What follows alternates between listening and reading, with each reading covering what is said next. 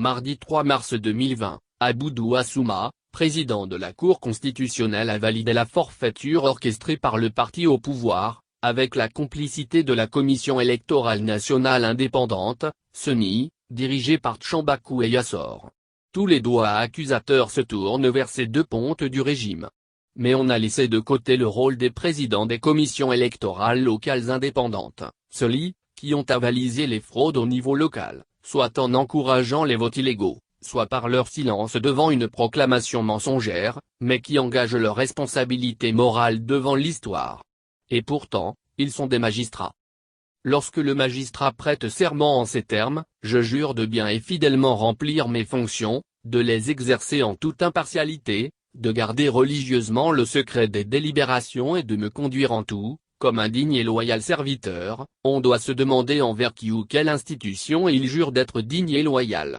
Parce que des juges qui ont officié comme président des CELI le 22 février doivent avoir du mal à se regarder dans un miroir, si vraiment ils devraient être loyaux envers le peuple togolais au nom duquel ils disent rendre la justice. Certainement qu'ils ne sont pas tous concernés. Dans le statut des magistrats découlant de la loi organique N-96-11, l'article 3 dispose, « Le magistrat du siège est inamovible. En conséquence, il ne peut recevoir une affectation nouvelle, même en avancement, sans son consentement préalable. » L'article suivant poursuit, « Les magistrats du siège, dans l'exercice de leurs fonctions juridictionnelles, ne peuvent recevoir des instructions hiérarchiques. Ils rendent leurs décisions conformément à la loi et à leur conscience. » Les résultats de bureaux de vote, surtout dans le septentrion, laissent deviner que des juges ont avalisé des procès-verbaux selon seulement leur conscience de partisans d'une formation politique.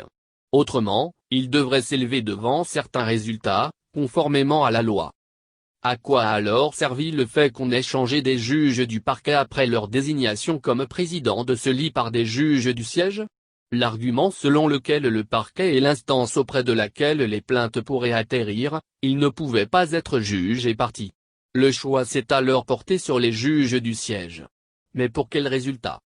La vie reprendra son cours dans les tribunaux, les raquettes aussi. Des juges qui font traîner des dossiers avec l'espoir de voir arriver les parents des prévenus pour des discussions à l'amiable, on s'est renseigné à propos. D'autres qui se font appeler tout-puissants du fait de l'impunité dont ils jouissent contre services rendus lors de joutes électorales, on connaît aussi. D'autres encore qui, du fait de leur accointance avec leur hiérarchie, se permettent tout sur le dos des justiciables, existent. Mais parce qu'ils ont fait ce qu'il faut pour le maintien de l'ordre préétabli, on ferme les yeux sur leurs écarts. La corruption et les infractions assimilées à la corruption devraient être les ennemis du magistrat.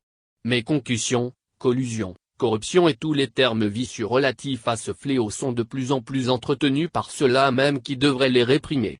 Une élection semble bouclée, une autre poindra le bout du nez, des juges seront toujours aux affaires dans les CELI, on prendra les mêmes et le cycle recommencera. Jusqu'au moment où le divin tapera du poing sur la table pour dire stop.